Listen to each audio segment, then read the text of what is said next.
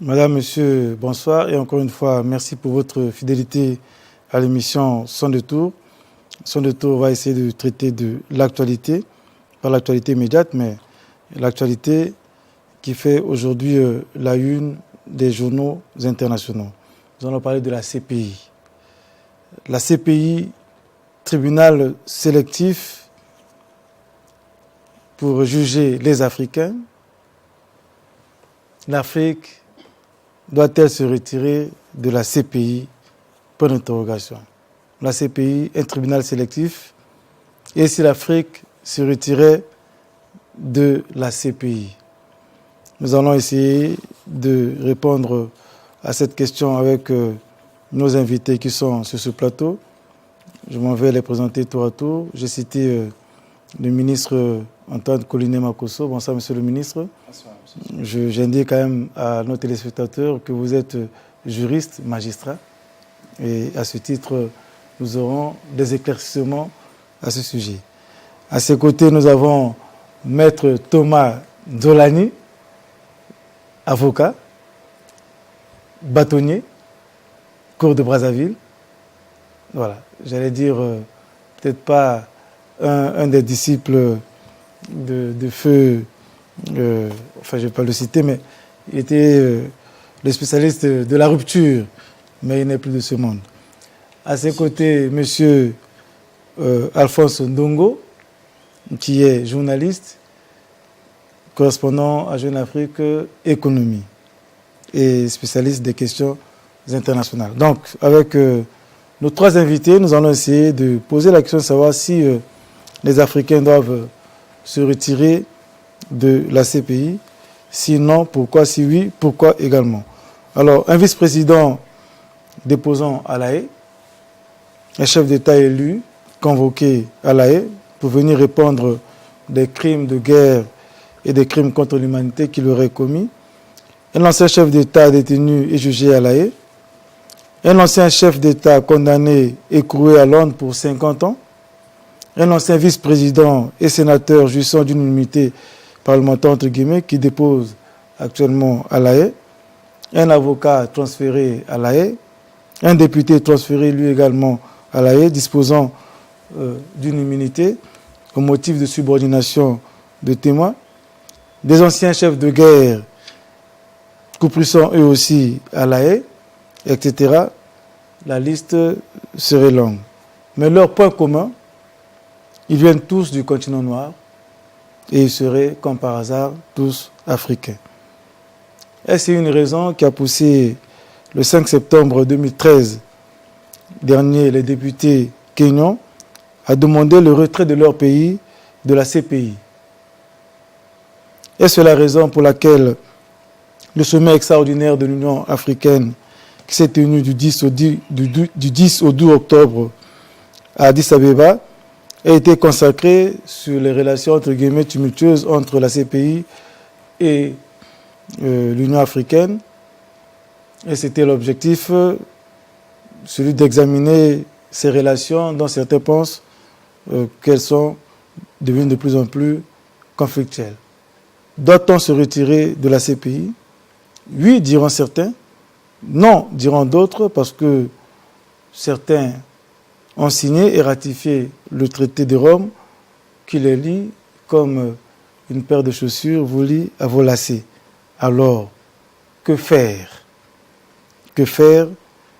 C'est la question que nous allons essayer de nous poser, car certains ont pensé que la CPI était devenue une juridiction sélective et qu'il fallait tendre peut-être vers la création d'une cour pénale africaine qui devait juger les Africains.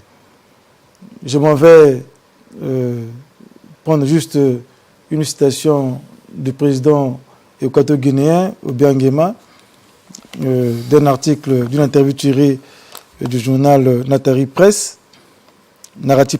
qui disait « Lorsqu'il était président en exercice de l'Union africaine, j'ai proposé la création d'une cour pénale africaine où on peut juger des Africains. » Ça, c'est le président Obiang Nguema qui le dit, avant d'ajouter que le fait qu'on refuse le visa à Omar el-Béchir, président du Soudan, afin qu'il prenne part à l'Assemblée générale de l'ONU, est un acte grave.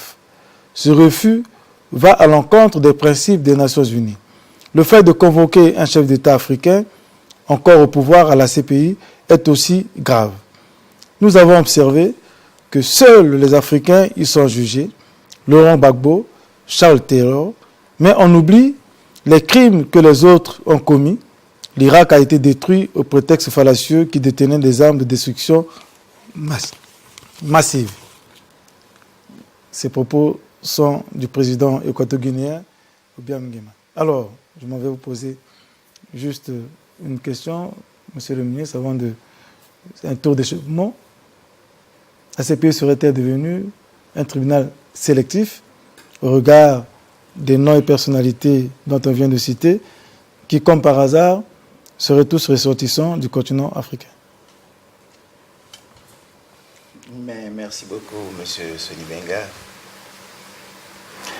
Parler du caractère sélectif de la CPI ou d'un caractère racial me semble exagéré. Et la coïncidence a fait que les toutes premières affaires portées ou déférées devant la Cour pénale internationale concernent les Africains. C'est un fait, mais il convient de relever deux choses. La première chose, c'est que de ces 7 affaires, je crois qu'il y en a 7 au total actuellement, 3 ont été déférées à la CPI par les États africains eux-mêmes. Nous avons la situation de la RDC, nous avons la situation de la RCA, nous avons la situation de l'Ouganda. Je crois ces 3 affaires ont été portées devant la CPI par les États eux-mêmes. 2 ont été déférés par le Conseil de sécurité, notamment, je crois, c'est la situation de Libye et du Soudan, au niveau du Darfour. Et 2 autres l'ont été de la procédure qu'on appellerait motu proprio du procureur de la République. Donc, il s'agit de la situation du Kenya et de Côte d'Ivoire. Alors, je disais qu'il fallait relever la première chose, c'est que 3 États africains se sont portés volontaires de déférer les affaires concernant leur pays devant la CPI, sans injonction extérieure. Deuxièmement, il faut dire que la CPI est un long processus.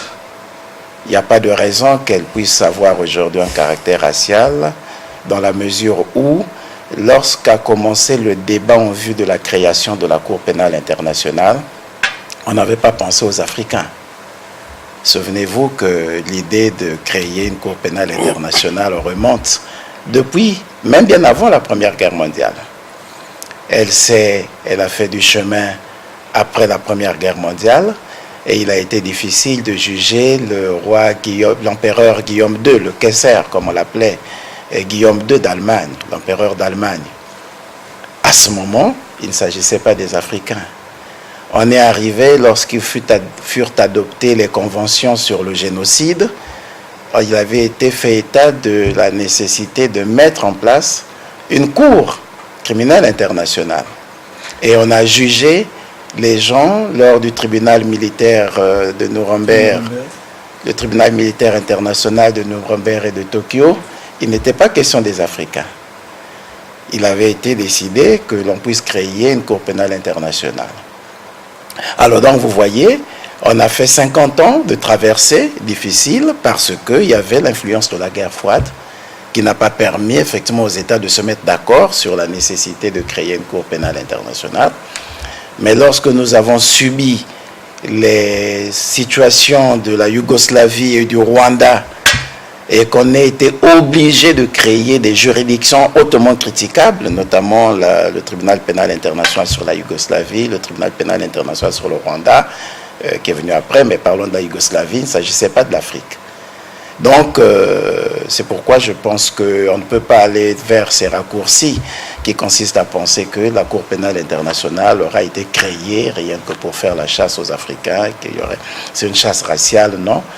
Les circonstances qui ont conduit à la création de la Cour pénale internationale et celles qui conduisent au traitement des affaires actuellement pendantes devant la Cour pénale internationale ne nous permettent pas d'arriver à ce raccourci.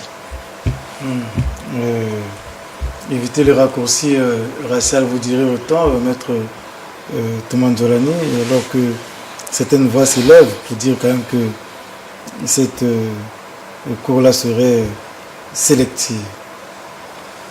Ben, merci, mais je pense que c'est une opinion qui aujourd'hui fait chemin au regard bien sûr de l'ensemble des affaires qui sont actuellement pendantes devant cette juridiction internationale, à savoir la CPI, donc la Cour pénale internationale.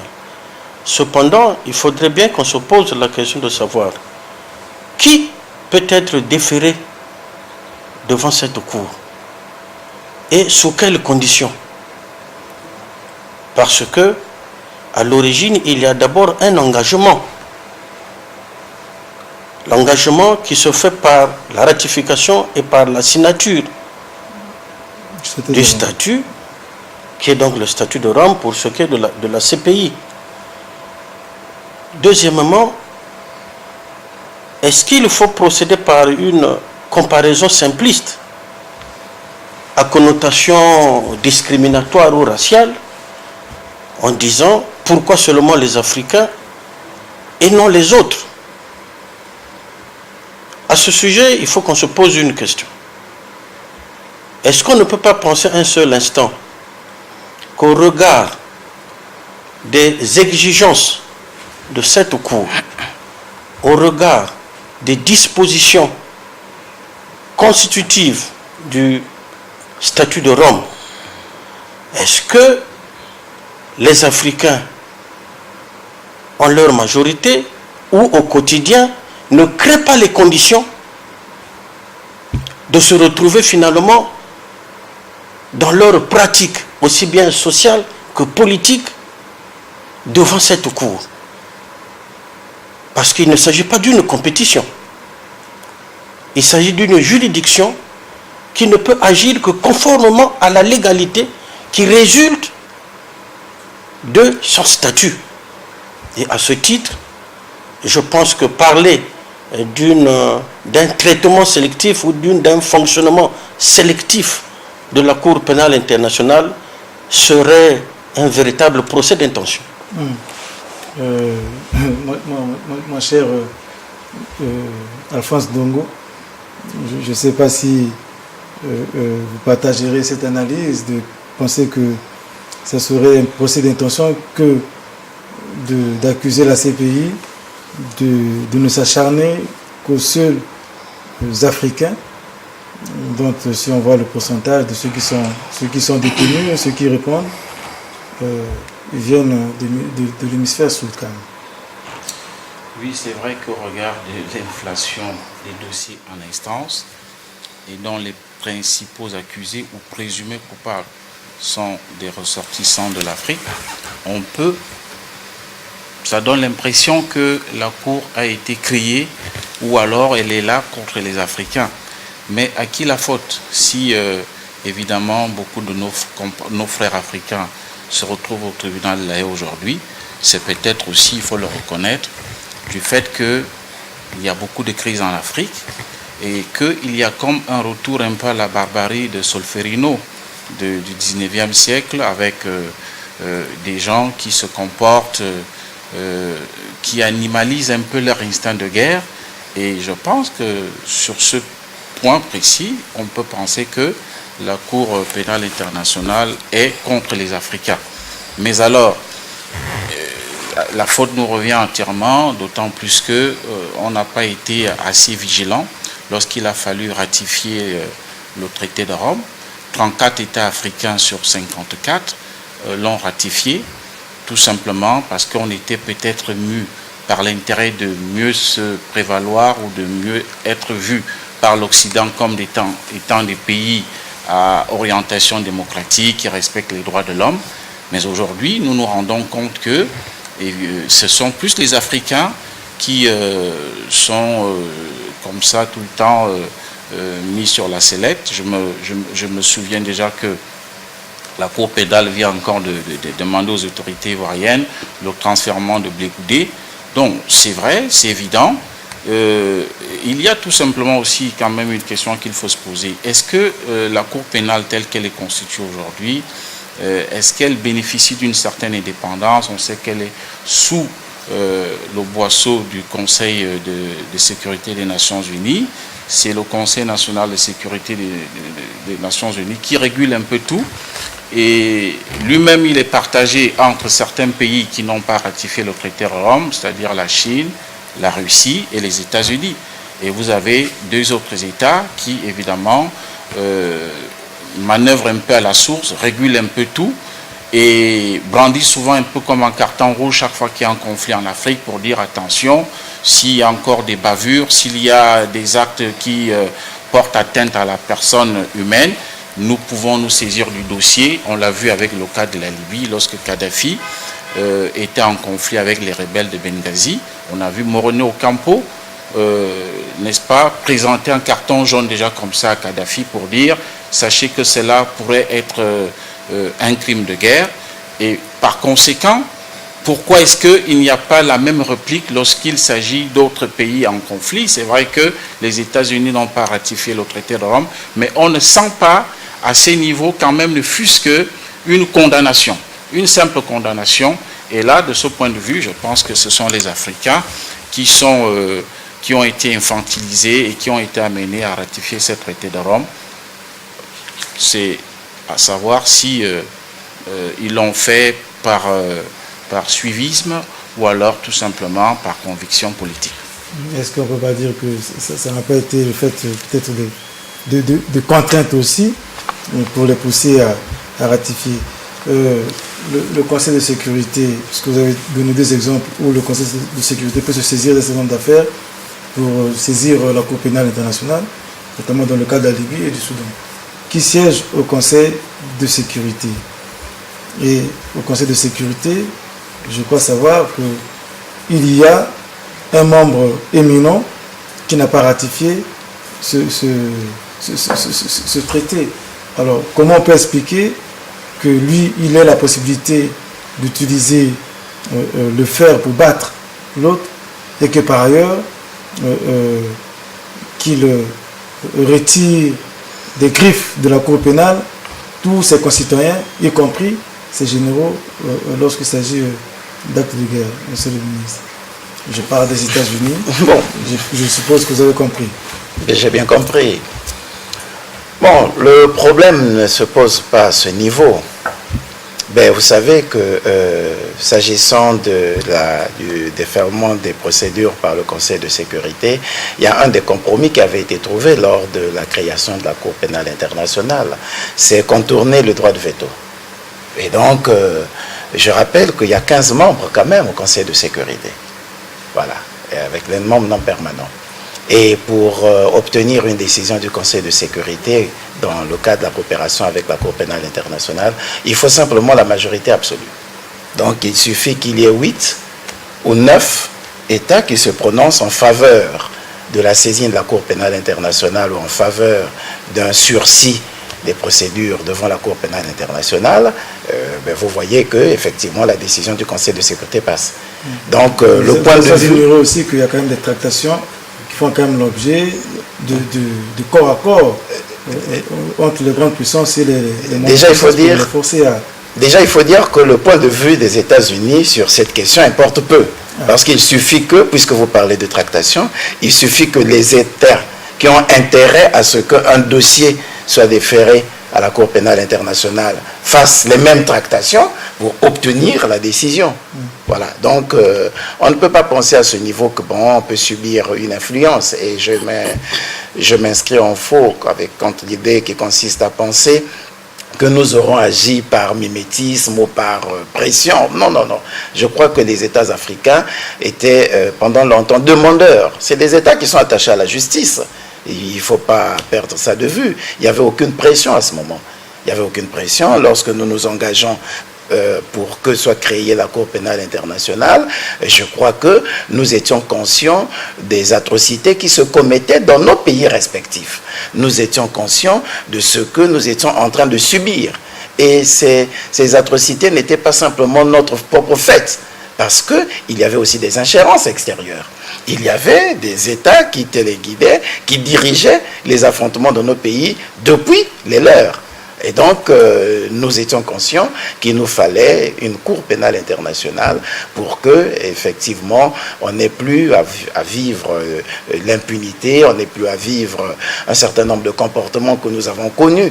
Il y a des gens qui ont fomenté des guerres en Afrique et qui les ont fomentées de l'Occident et qui continuent à courir les rues. Et donc, on ne peut pas penser, je me reprends, on ne peut pas penser que c'était sous pression qu'on l'avait fait. Nous étions nous-mêmes assoiffés de justice, nous sommes un peuple de justice.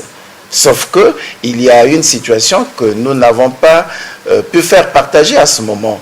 Et ça, c'est malheureusement propre à nous lorsque nous nous engageons. C'est comme lorsque nous élaborons nos constitutions. Hein. On ne tient pas compte aussi parfois de nos propres réalités. Voilà, on passe outre les réalités qui sont les nôtres pour se précipiter vers un certain nombre de réalités dites universelles. Parce que nous savions que même dans notre culture, il y a justice rime aussi avec pardon, justice rime avec réconciliation. On n'en avait pas tenu compte au moment où nous nous engageons. Et je crois que la pratique, les textes, c'est aussi un problème de pratique. La pratique a montré qu'il y a des dimensions qu'on n'avait pas intégrées. Ben maintenant, il n'y a pas de mal à ce que les Africains créent des conditions pour obtenir l'intégration de ces comportements. Voilà. Monsieur Ndomo, vous voulez... Oui, je suis d'accord avec Monsieur le ministre. Sauf que, Monsieur le ministre, vous savez très bien que ça s'est fait dans un contexte de marketing de la société civile, avec les grandes organisations de droits de l'homme, avec même l'appui, n'est-ce pas, de certaines puissances occidentales.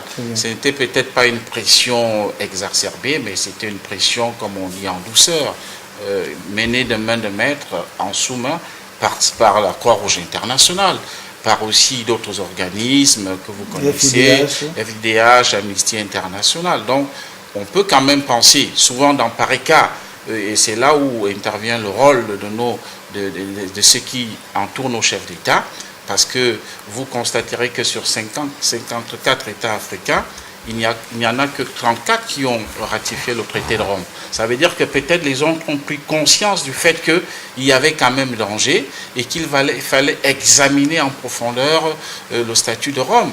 Les États-Unis en 2002 en sortaient pendant que d'autres pays africains, eux, ratifiaient le traité de Rome. Cela montre quand même, à mon avis, qu'il y avait des pressions d'une manière ou d'une autre. Donc c'est peut-être un complément que je voulais ajouter en rapport avec ce que Monsieur le ministre vient de vous apporter comme élément de réponse. Si vous permettez, oui, moi je veux bien que nous parlions de pression, mais voyez, il faut donc situer le niveau de la pression. Vous venez de le dire, M. Ndongo, que nous sommes en 2002, quand les États-Unis, déjà en 1998, ils refusent de signer. Peut-on exercer des pressions quand soi-même on ne veut pas signer? En 1998, le 17 juillet, les États-Unis ne signent pas le traité de Rome. Le président, je crois que c'était le président Clinton à l'époque, signe le traité de Rome à la veille de la ratification, donc à la veille de 2002. Mais pendant ce temps, les États africains ont ratifié, ont signé. Alors, donc, qui devrait exercer la pression? À côté de cela, il y a la France, qui marque des réserves. Qui a exercé la pression sur les États africains? La France marque des réserves, notamment sur l'article 124, je crois. Qui va exercer la pression? Pendant ce temps, si la pression... Est-ce que ce n'est pas la méconnaissance aussi?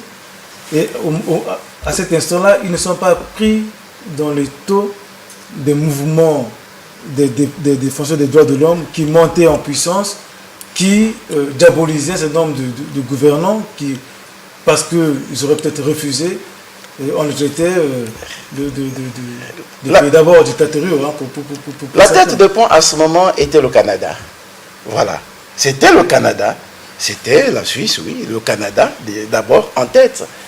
Et bien, à ce moment, ces États-là, un État comme le Canada, je ne pense pas qu'il ait agi sous l'effet de la manipulation des ONG. C'est vrai que les ONG canadiennes ont mené un vrai lobbying pour que nous arrivions au statut de Rome. Mais ça n'empêchait pas. J'insiste, ça, je ne vois pas comment ces ONG devraient exercer une certaine influence. Ce n'est pas ces ONG qui financent. La FIDH n'a jamais financé un État. Je ne vois pas comment ces ONG vont exercer une influence sur les États. Non. Dire ça, c'est comme si les Africains ne sont pas mus par des valeurs de justice. Je ne pense pas. Je pense quand même que les Africains croient en la justice. Peut-être pas comme elle est menée, mais ils croient d'abord à la justice. Et c'est à ce titre que les Africains ont signé le statut de Rome. C'est à ce titre qu'ils l'ont ratifié en 2002, quand les grandes puissances qui ont peur de la justice internationale, du fait des actes qu'ils posent, je l'ai dit en amont, du fait des actes qu'elles posent, quand ces grandes puissances, ayant eu peur de la justice pénale internationale, ont commencé à renoncer, à procéder même à la désignature. Les États-Unis, qui ont signé en 2002, au moment de la ratification, refusent, parce que le président Bush reçoit, je crois, le refus du Sénat, et procède à la désignature du statut de Rome. Parce qu'il savait qu'il devait être exposé à des poursuites à la suite de la guerre de l'Irak, et puis, etc. Alors, est-ce que, maître, j'ai découvert un mot, il peut y avoir une justice injuste, mais à ce niveau, lorsque les membres du Conseil de sécurité, les plus influents, décident, par exemple, ils votent à l'unanimité que pour la Libye, par exemple, que l'on devait déférer le fils Kadhafi pour des griefs qu'il aurait commis. Est-ce que là, il n'y a pas d'abord une justice politique qui suit un objectif peut-être inavoué de la part des grandes puissances qui préfèrent passer par la voie judiciaire? Bon, Il y a de la Libye, il y a d'autres exemples, parce que je peux en citer, je préfère prendre celui-là. C'est vrai, les exemples sont légion. Cependant, je pense qu'il faut voir le problème sous deux angles. Premièrement,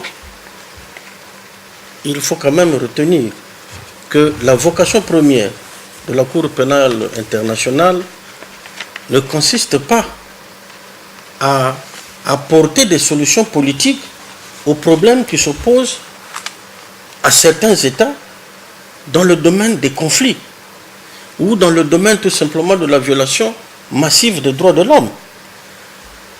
Et deuxièmement, il s'agit d'abord de définir cette vocation à laquelle j'ai fait allusion. Il faut quand même reconnaître que la Cour pénale internationale est l'un des, disons même le premier instrument fondamental de la lutte contre l'impunité, non seulement au profit ou vis-à-vis des militaires, parce que quand on parle de tribunaux internationaux, de Nuremberg, de Tokyo et bien d'autres, même certains tribunaux ad hoc, c'est beaucoup plus dans le contexte de guerre. Or, la Cour pénale internationale a d'abord cette particularité d'être une cour permanente, une juridiction permanente. Par contre, les tribunaux qui étaient créés au coup par coup, et qui sont parfois appelés des tribunaux internationaux spéciaux, n'avaient qu'une durée dans le temps. Or, la Cour pénale internationale est permanente. Mais, ce qui est aussi important, c'est qu'ici, la préoccupation n'est pas simplement orientée vis-à-vis des militaires ou des actes posés par des militaires dans le cadre des conflits. Il s'agit également de prendre en compte les cruautés dont se trouvent être victimes des civils. Or, à ce sujet, nous savons que l'Afrique est un champ de prédilection pour les cruautés, pour les violations massives des droits de l'homme. Et à l'époque on a remarqué que ces violations parfois laissaient les victimes au bord de la route parce que les solutions prenaient une connotation politique, soit par la voie de l'amnistie, ou soit encore par des accords politiques entre belligérants, sans tenir compte du fait qu'à côté, il y a des victimes civiles qui ne savent plus à quel sens se vouer. Donc, à ce titre, je pense que, quoi qu'on dise, il faut d'abord reconnaître que la Cour pénale internationale, en tant qu'instrument de lutte contre l'impunité, reste une nécessité vitale, indépendamment de la couleur, de la religion ou du continent. Mais une autre critique aussi est formulée pour dire que cette justice-là est parfois une justice des vainqueurs contre les vaincus, dans la mesure où, dans un conflit, il y a deux parties. Celle qui perd, c'est souvent celle qui est pourchassée au-delà. Monsieur Ndongo, et puis... Je crois, Paul, il faut le reconnaître. C'est vrai, ce que dit Maître, c'est un instrument au service de l'humanité. Je suis d'accord, pour essayer de ramener à de meilleures proportions ceux qui ont un instinct animal et qui sont toujours responsables des crimes crapuleux, des crimes de guerre, de génocide. Je suis d'accord. Mais j'ai l'impression que la Cour telle qu'elle fonctionne aujourd'hui, elle-même étant sous le boisseau du Conseil, du Conseil national, enfin du Conseil des Nations, du Conseil de sécurité des Nations Unies, j'ai fort l'impression, ça c'est à l'observation, qu'elle suit le rythme que lui impulse certains pays membres du Conseil. Je prends un cas atypique. Si vous voyez la crise en Côte d'Ivoire ou bien en Libye, qu'est-ce qui est arrivé? Vous aviez l'impression que Moreno Ocampo, qui était procureur à l'époque des faits, il avait déjà choisi comme un camp. C'est-à-dire que plus la France, plus les États-Unis condamnent, je ne sais pas, Laurent Gbagbo, et plus il lui-même se fend de certaines condamnations, tendant à montrer qu'il n'y a qu'un camp qui a commis des crimes et non l'autre. Et aujourd'hui, les faits sont clairs, que c'est les pro-Gbagbo, par exemple dans le cas de la Côte d'Ivoire, qui sont indexés ou qui sont pointés du doigt dans tout ce qu'il y a eu comme crime, comme guerre dans ce pays, et qui auraient commis plus de crimes que le camp du président actuel Laurent Ouattara. La même chose lorsqu'il s'est agi de la crise en Libye, on avait aussi l'impression là que, bien que ce soit des rebelles qui soient partis de Benghazi, une rébellion reste une rébellion, quels qu'en soient les cas, mais personne n'en a tenu compte. On a vu que Kadhafi, c'est le diable, et que si il ne respecte pas certaines choses, c'est lui qui devrait certainement passer par les fourches codines de la CPI. Donc autant de choses qui, à mon avis, montrent qu'on dirait cette cour, elle est là pour être la caisse de résonance, n'est-ce pas, des pays membres du Conseil de sécurité des Nations Unies. Vous verrez même qu'il y a notre cas, ils ont une clause, c'est-à-dire que en ce qui concerne les crimes d'agression, c'est donc justement les membres permanents qui doivent décider s'il est possible que cela soit donc retenu par la Cour comme crime et que le pays agresseur soit évidemment condamné ou bien subissent subissent donc les procédures judiciaires auprès de la CPI. C'est tout simplement parce qu'on a voulu mettre un verrou à ces niveaux concernant peut-être des États plus puissants qui pourraient aller agresser un autre. C'était le cas des États-Unis qui sont arrivés en Irak, vous en avez fait mention d'entrée de jeu, et évidemment, vous verrez que là, il n'y a pas de crime. Ils sont allés instaurer la démocratie. Exactement. Donc, ou même dans le cas de la crise entre la Palestine et l'Israël. Donc, autant de choses qui, à mon avis, prouvent que c'est les plus faibles qui subissent dans tout ce que la Cour pénale internationale a mis comme instrument pour essayer de réguler certaines situations de conflit. Monsieur, est-ce que, pour ceux qui ont suivi le procès de Nuremberg à Nuremberg, est-ce qu'on n'a pas l'impression que, comme à l'époque, c'était les vainqueurs de la guerre qui jugeaient les perdants, et aujourd'hui la CPI est aussi cet instrument qui permet aux faibles de subir la forte puissance des vainqueurs, pas seulement peut-être de la guerre, mais de ceux qui siègent au Conseil de sécurité aussi. Bon, vous savez, Quelle est d'abord la fonction de la justice dans tous les pays et partout? Comment? La fonction. La fonction de la justice, la première fonction, c'est garantir l'ordre social. Voilà. Garantir l'ordre dans la société. Et vous avez parlé d'épée de Damoclès, mais c'est justement ce qu'il faut pour qu'il y ait de l'ordre dans la société. À partir du moment où chaque membre du corps social a peur de la justice, redoute la justice. Il faut que ça soit juste. Déjà, si cet ordre est injuste. Donc, la justice est par essence juste. Très bien. Voilà. La justice est par essence juste. À partir du moment où chaque membre du corps social redoute la justice, a peur de se retrouver devant des tribunaux, il commence déjà à mieux organiser sa vie, il commence déjà à mieux vivre dans la société. Et donc, cette épée de Damoclès, qu'elle agisse sur l'Afrique, ou sur la Libye, ou sur la Syrie, ou sur n'importe qui, ça permet déjà, ça a déjà un effet dissuasif, ça a déjà un effet éducatif fort. Ça, c'est le premier élément qu'il faut retenir. Le deuxième élément qu'il convient de retenir, c'est que la justice permet à toute personne de faire valoir ses droits, y compris la personne présumée coupable ou accusée. Et donc, quand on met en place une cour pénale internationale, ce n'est pas forcément pour condamner la personne qui est présumée coupable des faits qui lui sont rapprochés. C'est aussi pour lui donner l'occasion de venir faire valoir son droit à la défense et faire savoir à l'opinion, tant nationale qu'internationale, qu'il n'est pas, que cette personne, qu'elle n'est pas coupable des faits qui lui sont reprochés. Et c'est un avantage. Ne prenons pas toujours ça comme étant une pression exercée sur... le justiciable n'est pas dans cette circonstance-là une victime. Le justiciable se voit investi d'un pouvoir, d'une occasion qui lui permettra de clamer son innocence. Et troisièmement, la Cour pénale internationale, même si elle agit sur nous autres, mais parce que ça peut aussi être en notre faveur. Nous n'avons pas la garantie qu'ayant perdu, que me trouvant du côté du faible dans mon pays, je bénéficierai d'une justice équitable. Je bénéficierai d'un procès équitable. Est-ce que ce n'est pas mieux que je sois justiciable devant la Cour pénale internationale? Il y aura peut-être moins d'esprit de vengeance que devant la juridiction de mon pays. Il y a d'abord ça. Donc, il y a ces trois éléments qu'il faut prendre en ligne de compte. Quand vous les avez ainsi analysés, on sortira déjà des préjugés. C'est important. Quand on aura intégré ces éléments de cette manière, savoir quel est le rôle de la justice dans notre société, savoir quel est le rôle, l'importance de la justice pour moi, justiciable, savoir quelle est la tribune que la justice m'offre en m'attrayant devant elle, je crois qu'on sortira des préjugés.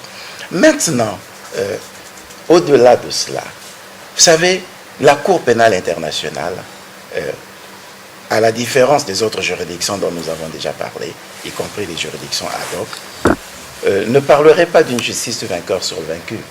C'est d'autant plus que, je crois que c'est au terme de l'article 12 et de l'article 1, on voit bien apparaître la primauté des juridictions nationales sur la Cour pénale internationale.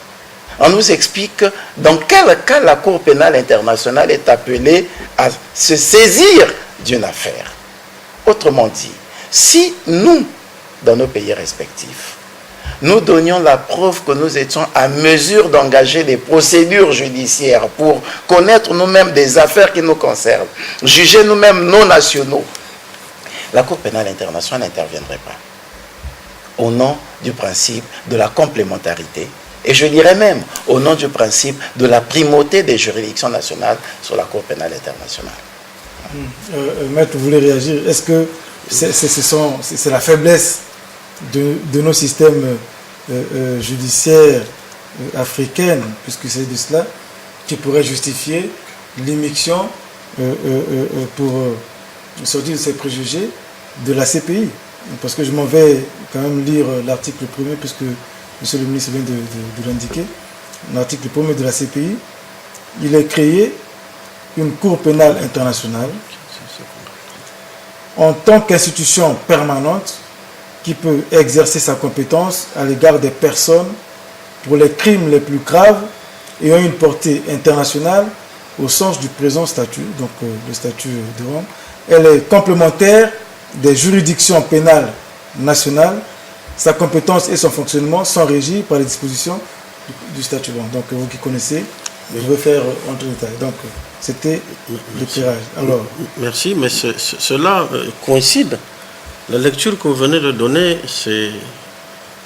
elle est suffisamment claire et je dirais même potable. Ça coïncide avec ce que venait de dire également M. le ministre. Cependant, le problème fondamental ici, ce que je peux même qualifier de problème central, la question cruciale qui se pose, c'est en fait l'indépendance des juges, l'indépendance de la justice en général. Nous ne pouvons pas nous plaindre. Nos chefs d'État, nos autorités à tous les niveaux ne peuvent pas se plaindre de se retrouver aujourd'hui ou demain devant la CPI, devant la Cour pénale internationale, à partir du moment où cette Cour, qui n'a qu'un caractère en réalité complémentaire, comme on venait de dire, à la compétence des juridictions nationales, ne peut se saisir d'une affaire en réalité, ne peut déclarer recevable une procédure quelconque qui lui est soumise, que lorsqu'elle constate que dans tel ou tel autre État, en fonction du système judiciaire en cours ou qui est pratiqué, eh bien, ce système n'offre pas de garanties suffisantes pour rendre une justice équitable au profit aussi bien des présumés innocents ou présumés coupables, la notion, je la redoute un peu, à ceux qui sont tout simplement des prévenus, et au même moment garantir la même justice plutôt équitable aux victimes. Or, l'instrumentalisation de la justice dans nos États africains n'est qu'un secret de polichinelle. En ce moment-là,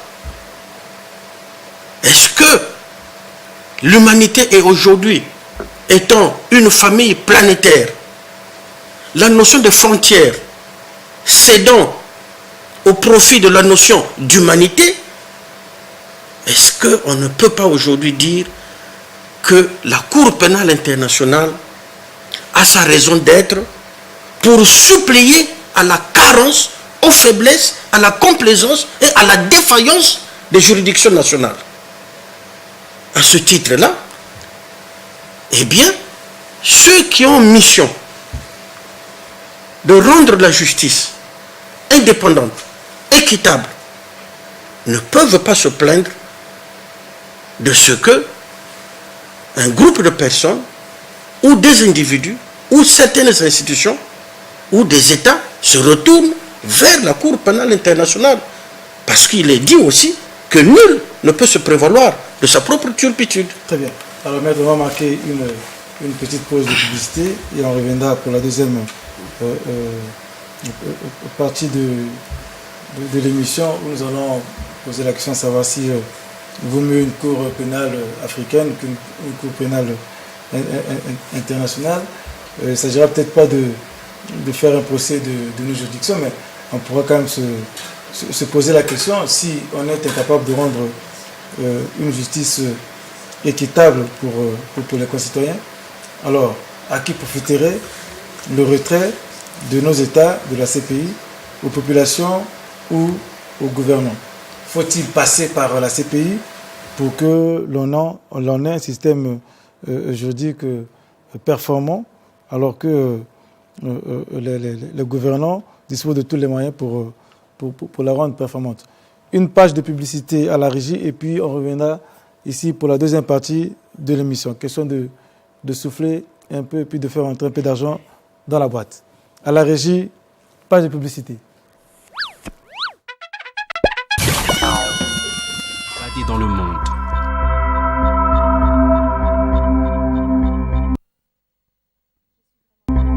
avec des chaînes à perte de vue. Info, cinéma, sport, cartoon, séries, documentaires. Tout cela chez vous.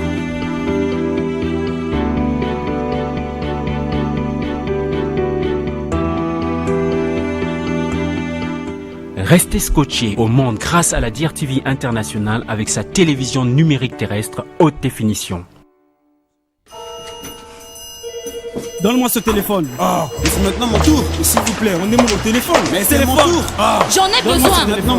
Donne-moi ce téléphone. Que se passe-t-il ici? Oh, laisse. Ce gars a le tarif Warid Express. Mais comme il est idiot, il a couru le dire à tout le monde. Et maintenant, tout le monde veut appeler avec son téléphone. Warid Express, c'est le tarif le plus bas du Congo. Dieu merci, je ne l'ai dit à personne.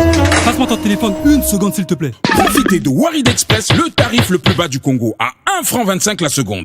Où que vous soyez et vers tous les réseaux. Mais surtout, ne le dites à personne. Warid Express, qui dit oui? Warid, passez à l'action.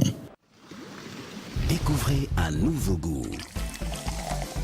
La bière Primus mélangée au jus de citron naturel.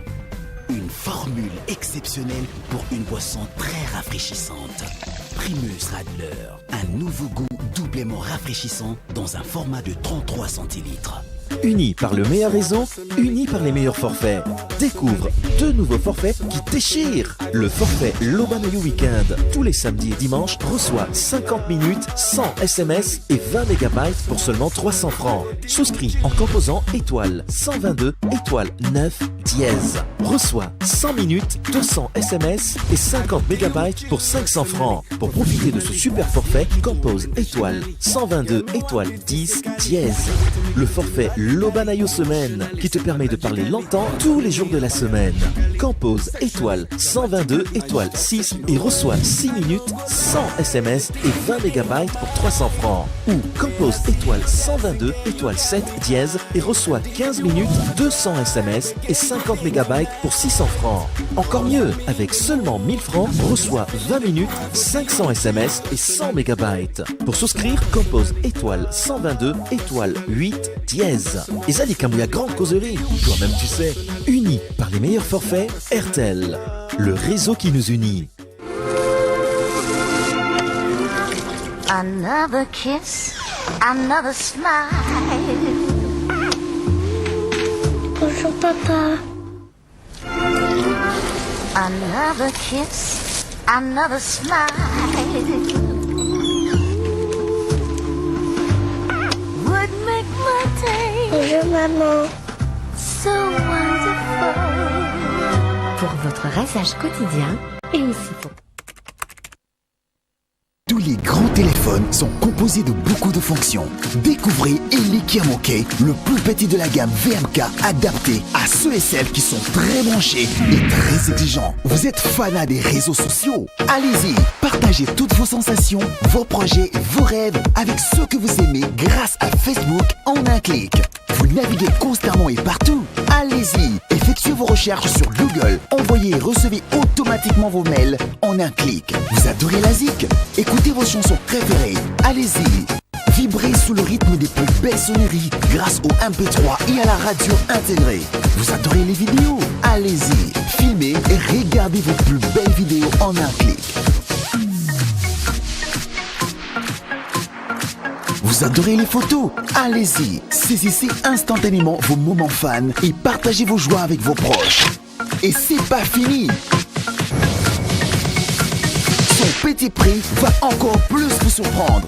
25 000 francs CFA seulement. Ah ça, Elikiamoke, c'est grand d'être petit.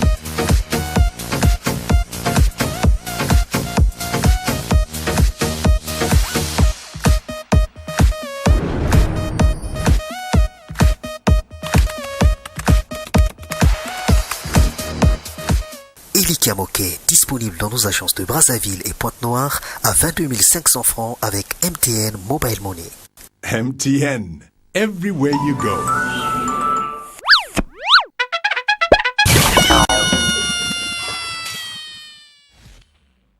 Voilà, donc retour sur ce plateau pour la deuxième partie de l'émission. Je m'en vais à la régie pour demander le court extrait du sommet de l'Union africaine, où il est question de se poser la question de savoir si on doit créer une CPA, c'est ça? Une Cour pénale africaine. Bon, peut-être on va trouver un mot beaucoup plus comestible que la CPA. À la régie, si vous êtes prêts, ce court extrait, et puis après, on reviendra sur ce plateau pour avoir les réactions des uns et des autres avant d'embrayer. Régie. Allons-nous vers la création d'une cour pénale propre à l'Afrique? C'est une question à laquelle doivent tenter de répondre ce vendredi les pays membres de l'Union africaine au sommet extraordinaire à Addis Abeba en Éthiopie.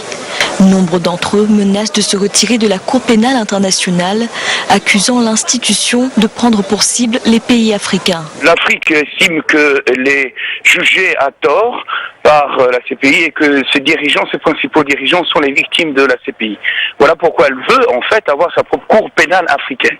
Bon, je ne sais pas si cette façon de faire donne une bonne lisibilité de ce que peut être l'image des Africains vis-à-vis du reste du monde. On peut craindre effectivement que les impunités ne soient jamais punies parce que d'une certaine manière on passe entre soi, on est entre soi. Donc ça peut être un élément important. Ce sommet de l'Union africaine intervient un mois après l'ouverture à La Haye du procès du président kényan Uhuru Kenyatta et de son vice-président William Ruto pour crimes contre l'humanité. C'est une décision qui doit être équilibrée, qui doit être balancée, et il faut y réfléchir, car c'est une façon effectivement de créer un précédent, c'est vrai, mais il ne faudrait pas que la corruption, l'impunité ne soient pas poursuivies parce qu'on aura créé une Cour pénale africaine. En attendant le vote de vendredi, l'Union africaine a demandé à la CPI de suspendre les procédures pour crimes contre l'humanité visant les dirigeants du Kenya. Les députés kenyans, eux, ont d'ores et déjà voté une motion réclamant le retrait de leur pays de la CPI. Voilà, alors, c'est pas d'actualité, mais ça pose une question. D'abord, la première, les députés kenyans ont voté une motion pour demander à leur État de se retirer de la CPI. Et puis, certains pensent qu'il faut aller vers la création d'une Cour pénale africaine. Et troisièmement, comment réagissez-vous à ce que des chefs d'État qui sont en fonction puissent être déférés devant cette juridiction? On peut dire quid des immunités, monsieur le ministre? Bon, vous savez, la loi est dure, mais c'est la loi. La loi est dure, mais c'est la loi. Je le dirais peut-être par des formations professionnelles. Lorsqu'il s'est agi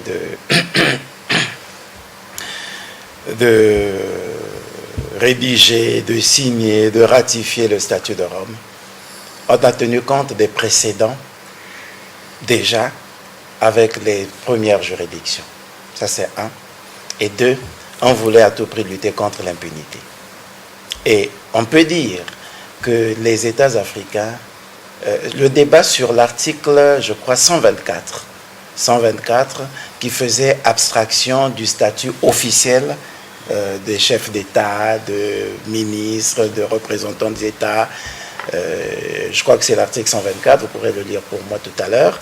Le débat n'avait pas soulevé, cette question n'avait pas soulevé de débat. On peut dire que c'était presque à l'unanimité que les États partis avaient adhéré à cette disposition. Pourquoi? Parce que on sait déjà qu'on avait, comme je le disais, un certain nombre de précédents.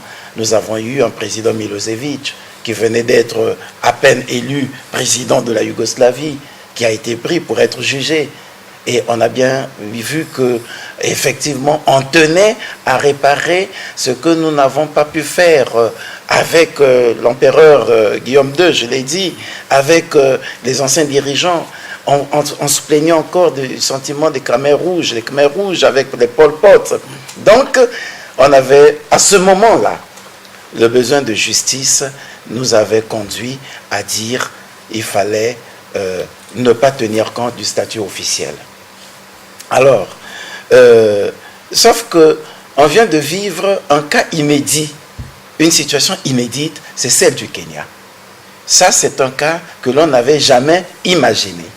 Lorsqu'à l'époque, nous signons, nous rédigions, nous signons, nous ratifions le statut de Rome, on pensait juste aux chefs d'État qui se comporteraient dans leur pays comme des chénapans, aux dirigeants qui se comporteraient comme des va-t-en-guerre et qui massacreraient leur peuple et qui commettraient des crimes de guerre, des crimes contre l'humanité. On s'était dit, bon, de tels dirigeants, on ne va pas continuer à les garder là, on les prendrait, on les jugerait. Le cas kényan vient bouleverser les cartes. Ici, il s'agit de quelqu'un qui est déjà sous le coup des poursuites judiciaires, mais que le peuple vient choisir. On pourrait penser que c'est une réponse que le peuple donne à la justice. Voilà, le peuple dit, ok, il paraît que vous avez des griefs contre lui, mais nous, c'est notre président. Or, la justice est rendue au nom du peuple. On se trouvait donc devant un cas d'école qu'on n'avait pas imaginé à ce moment. La justice est rendue au nom du peuple. Est-ce pour autant qu'il fallait remettre en cause les dispositions de l'article 124 que l'on avait adopté, que l'on avait consigné en ce temps-là, alors que on avait bonne conscience, on savait que c'était d'intérêt de le faire, bon, ou il fallait tenir compte de la nouvelle donne. C'est ça aussi la loi. Il fallait tenir compte de la nouvelle donne. Non pas parce que c'est un président en fonction, mais c'est un président qui vient de bénéficier du sacre de son peuple. Donc c'est comme si le peuple, au nom de qui est rendue la justice, dément les accusations qui sont faites contre cette autorité, cette personne qu'il vient de porter aux affaires. Et voilà pourquoi on est arrivé à l'arrangement, je crois, qui vient d'avoir lieu il y a quelques jours. Parce que, j'insiste, c'est un cas d'école. Et on ne pouvait pas continuer à rester insensible à ce message du peuple. Et là aussi, tout dépend de la façon dont nous nous servons des procédures qui sont mises en place. Le règlement des procédures et des preuves a été signé, validé par les États partis. Il appartenait aux États partis de se retrouver pour voir comment devrait être tranché ce cas d'école qu'on n'avait pas imaginé à l'époque. Je crois que c'est ce que l'Assemblée générale des États partis a fait pour envisager une révision de l'article, je crois, 134 du règlement de procédure et de preuve, en y ajoutant des articles 134 bis, ter et quater, pour imaginer un mode de représentation des personnes investies des charges officielles, mais qui sont sous le coup des poursuites. Très bien. Alors, maître, moi, ce qui me surprend, dans nos pays et partout ailleurs, la justice est rendue au nom du peuple. Donc, au Congo, ça serait au nom du peuple congolais. Alors, la CPI rendrait la justice au nom de la communauté internationale? Oui, bien sûr, parce que... Alors, elle est composée de... Mais non, c'est vrai, mais il faut quand même retenir que quand on dit la justice est rendue au nom du peuple, à partir du moment où le peuple, par les instances étatiques, le peuple souverain,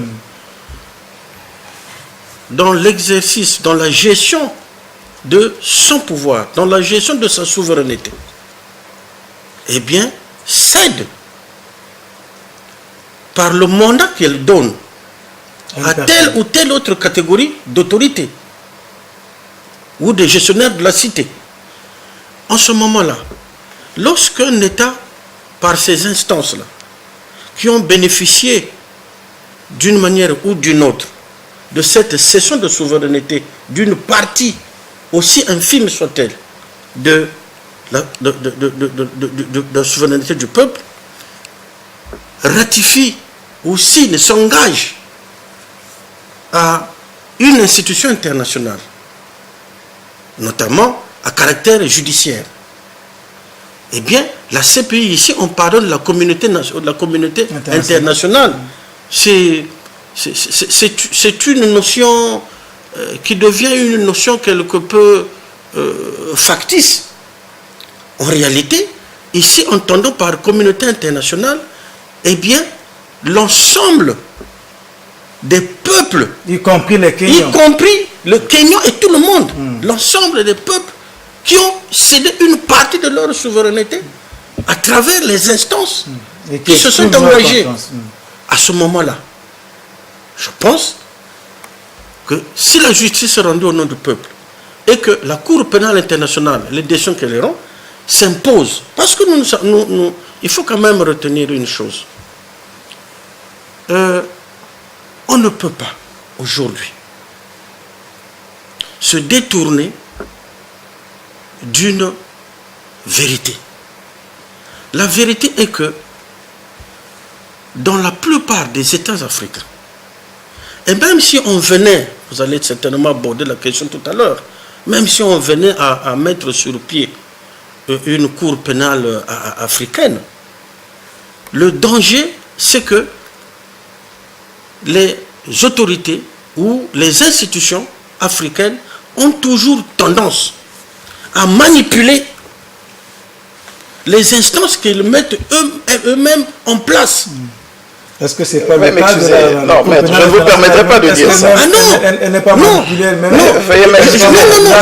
Non, monsieur le ministre, très respectueusement, je vais m'expliquer. Je vais m'expliquer pourquoi. Allez-y. Prenons l'exemple des institutions au niveau international. Vous verrez que quand les États se retrouvent, parce que quand les chefs d'État africains se sont retrouvés, nous venons de voir le reportage, pour regarder dans quelle mesure ils peuvent se retirer de la CPI. Mais tout simplement parce qu'ils se sont rendus compte aujourd'hui que s'ils se rendent coupables des actes, des crimes définis à l'article 5 par le statut de Rome, ils seront poursuivis. Ils sont poursuivis et ils ne disposent d'aucune marge de manœuvre pour faire comme ils le font à l'intérieur de leurs États sur les juridictions nationales. C'est une perception. Ah oui, mais monsieur le ministre, je comprends. Non, il n'y a pas de souci. En fonction de son statut, non, pas du tout. Il est obligé de se sentir sensible. Mais je le dis. Je le dis et je l'assume. Justement, je parle comme on n'est pas magistrat, comme juriste, comme citoyen. Non, je ne permettrai pas de faire... Il y a deux choses. Maître a dit tout à l'heure que nos juridictions nationales déjà étaient manipulées. Et craignait aussi que les juridictions... Non, justement, instrumentalisées. Non, je ne nous permets pas de dire ça. C'est justement parce que nous pensons que nos juridictions sont instrumentalisées que nous donnons le champ libre aux autres de vouloir juger à notre place. Non, la Cour pénale internationale n'intervient pas chez nous parce que nos juridictions sont manipulées. La Cour pénale internationale intervient chez nous parce que nous n'engageons pas des poursuites. Parce que nous n'avons peut-être pas la volonté ou la capacité d'engager des poursuites. Est-ce qu'il y a un problème de carence aussi? Il y a non. Ils sont obligés de... Non, parce que... C'est cette critique formulée à l'endroit de toutes les juridictions, notamment africaines. Non, pensez que notre justice, pensez que la justice occidentale ou internationale vaut mieux que notre justice, c'est grave. On ne peut pas comparer. Je peux vous dire que c'est grave. On n'a pas comparé. On ne peut pas comparer, voilà. Ça veut dire que, je voudrais simplement rappeler que nous avons dans nos États une justice qui fonctionne, une justice qui rend des décisions, des décisions qui peuvent être censurées à chaque niveau de la procédure, et Maître le sait, et c'est des décisions qui font autorité, qui ont une véritable autorité, tant au plan national qu'au plan international. On ne peut pas continuer à penser que la justice africaine, la justice de nos États, ne soit pas une justice digne de juger ces questions. Non. Il y a un problème qu'il faut plutôt prendre en ligne de compte. Nous sommes simplement partis d'un fait que les crimes de guerre, les crimes contre l'humanité, les crimes de génocide et, il n'y a pas longtemps, le crime d'agression sont des crimes qui dépassent l'entendement humain et, dans l'ampleur, choquent la conscience de l'humanité tout entière. Alors, à l'internationalisation de la douleur, il fallait associer l'internationalisation de la répression. On ne peut donc pas laisser des faits ces faits qui choquent l'humanité entière, on ne peut pas laisser la répression de ces faits aux États seuls. Il fallait donc envisager des procédures pour que la communauté internationale se saisisse de ça pour se substituer aux juridictions nationales, de façon à ce que nous puissions tous partager la douleur, de façon à ce que nous puissions tous partager le sentiment de justice. C'est pour cette raison, effectivement, que nous avons créé la Cour pénale internationale. Très bien. Voilà. Monsieur le ministre, à l'internationalisation de la douleur, comme vous avez dit, il fallait encourager l'internationalisation de la répression. Alors, c'est bien. Je vais d'abord essayer de citer les crimes qui relèvent de la compétence de la Cour. Hein, et puis, nous embrayerons tout à l'heure pour voir ce que pensent aussi les Congolais de cette juridiction, parce qu'on peut imaginer que si Rwanda aussi, elle était aussi impartiale, les Africains, les Congolais en général ne devaient pas s'émouvoir.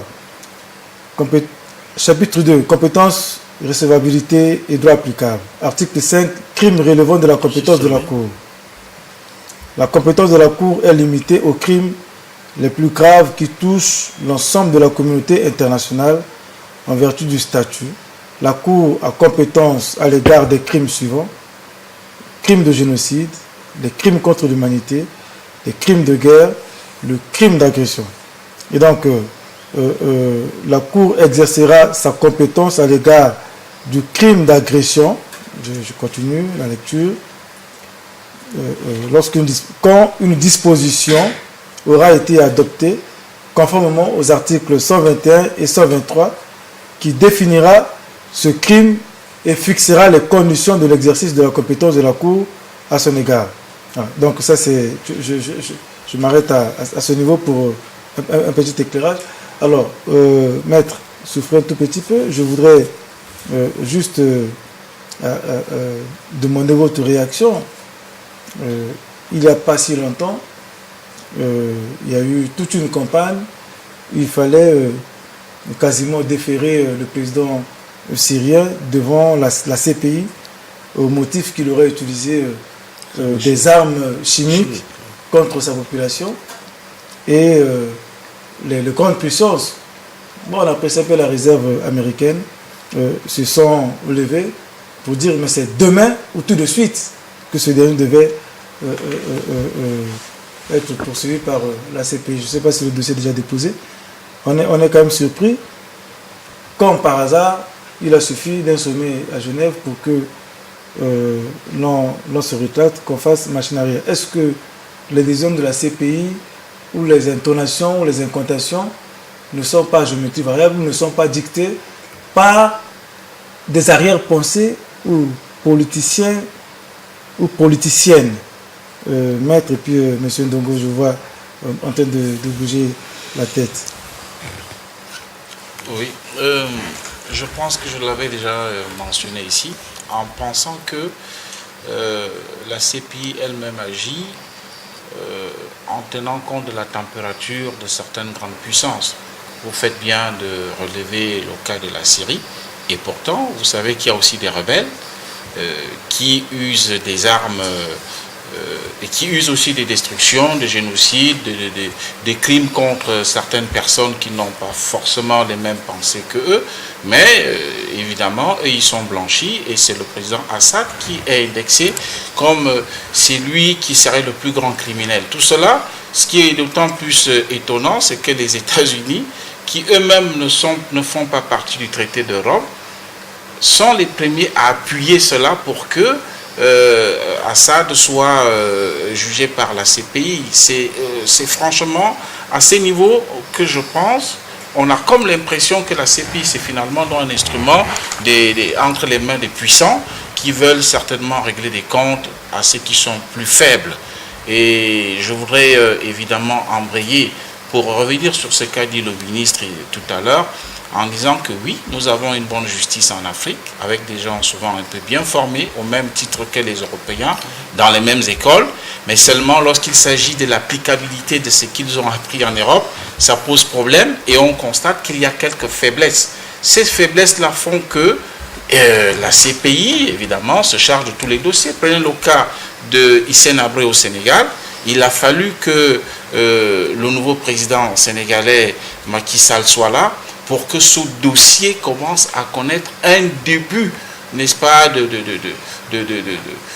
d'instruction. Alors qu'il n'y a pas longtemps, avec toutes les pressions qui ont été exercées par certaines organisations de la société civile et même par certaines grandes puissances occidentales, le président Wade n'avait pas fléchi, n'est-ce pas, d'un iota pour que ce dossier-là commence à être instruit. Donc autant de choses qui montrent que nous-mêmes en Afrique, nous sommes aussi responsables. Et je me pose la question, si nous avons une cour, si demain nous aurons une cour dénommée Cour pénale africaine, qu'est-ce qu'elle aura comme instrument de coercitif, qu'est-ce qu'elle aura comme instrument coercitif pour mener à bien les responsabilités qui lui incombent. On sait très bien que, je le dis, je m'excuse monsieur le ministre, vous savez très bien que l'Union africaine même, c'est une voiture qui roule à 3 roues, tantôt à 2, tantôt à 3. Pourquoi? Parce qu'il y a des égos, parce qu'il y a des problèmes de financement. C'est souvent même encore la France qui est obligée de prendre en charge l'essentiel du budget de l'Union africaine. Est-ce que elle peut édicter également, pourquoi pas, son point de vue. Et alors, une cour africaine, c'est pas une CPI pour l'Afrique, qu'est-ce que ça pourra bien produire? Je doute pour moi de la pertinence ou même alors de la qualité d'une cour confiée aux Africains pour juger les Africains. J'ai l'impression que nous risquerons de tourner en rond. Et c'est pourquoi moi je suis pour le respect de la signature par laquelle nous avons concédé une partie de nos pouvoirs régaliens à une institution supranationale.